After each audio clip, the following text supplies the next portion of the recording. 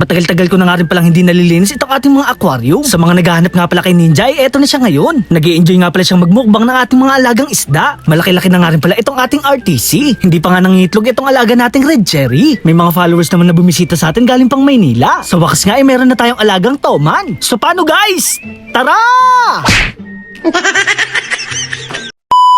Naisipan ko nga pala maglinis ng ating mga aquarium. Halos hindi ko na kasi masilayan itong ating mga alagang isda. Napakalabo na kasi nito at napakarami pang lumot. Hindi na nga pala ako nagpapalit ng bagong filter. Malinis pa naman to at pwede pa nating gamitin. Hindi ko rin to gaano binalawan dahil nandito pa ang mga good bacteria. Nag-cycle na nga rin pala tayo ng tubig at nakikita ko na sila na malinaw. Sa mga naghahanap nga pala kay Ninja ay eto na siya ngayon. Nag-i-enjoy nga pala siya sa paglalangoy dahil napakalaki ng kanyang aquarium. Naghahantay na lang siya ng tamang panahon at pagkakataon para makapagmukbang. Natapos na nga pala tayo sa malaking aquarium at eto naman yung ating isusunod. Lumaki-laki na nga rin pala itong ating RTC. Sa lahat nga pala ng inalagaan ko, ito ang pinakamatakaw. Kaya naman hindi na ako magtataka kung ganito siya kabilis lumaki. I-update ko din pala kayo sa ating mga alagang crayfish. Hindi pa nga nangingitog ang ating mga Australian red claw at kailangan pa nila ng konting panahon. Kamustahin naman natin ang alaga nating si Clarky. Sa lahat nga pala ng alaga nating crayfish ay ito ang naiiba. Kung inyo nga pala natatandaan, ito nga pala yung binili natin sa Cartimar. Hinahantay ko nga pala mangitlog to at excited na ako sa kalalabasan. Sa lahat nga pala ng alaga kong crayfish, ito ang pinakamabait. Maamo kasi to at kahit kailan hindi niya pa ako sinipit. Makalipas nga pala ng ilang oras ay natapos na rin ako sa aking pagwa-water change. Medyo nakakapagod lang pero worth it naman ang kinalabasan. Kinaumagahan naman ay meron tayong mga bisita. Sila nga pala guys ay galing pa sa Maynila. Sila nga pala ay ating followers at meron nga pala silang regalo para sa atin. Sila nga pala ay nagdala ng Toman. Bali guys, ito nga pala yung nagtrending ngayon na isda sa social media. Hindi ko nga alam kung paano to aalagaan dahil ito daw ay tumatalon. Hindi rin pala to kumakain ng mga pellet kundi mga live foods. Mukhang napaka-aggressive nga pala nito at napakalakas kumain. Mukhang makakaubos nga pala ito ng isang buong manok sa isang araw.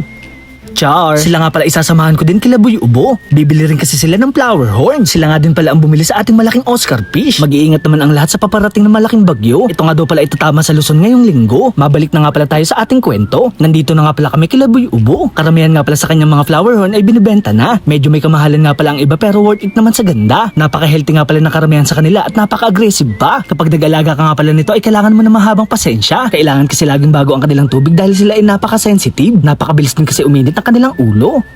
Char. Kaya naman sipat kilatis na itong ating mga bisitang galing Maynila. Nagready na nga pala si Boy Ubo ng Wilkins para sa mahaba-habang biyahe. Hindi ko nga akalain si Boy Ubo ay magbibigay ng freebies. Naka-jackpot nga pala itong ating mga followers dahil pwedeng-pwede na itong i-breed. Kakailanganin nga din pala nila ng oxygen para naman kahit gaano kahaba ang kanilang biyahe hindi sila madideto.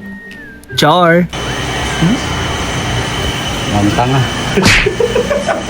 Mukhang may balak pa nga itong ating bisita na bilhin ang pinakamahal na flower horn ni Boy Ubo. Ang kaso nga lang guys, hindi maawitan dahil ito ay kanyang binibreed. Kaya naman maraming salamat sa ating followers na mga dumayo. Kaya naman kumita na naman si Boy Ubo. So paano guys, hanggang dito na lang. Maraming salamat sa panonood. Paalam! Yeah!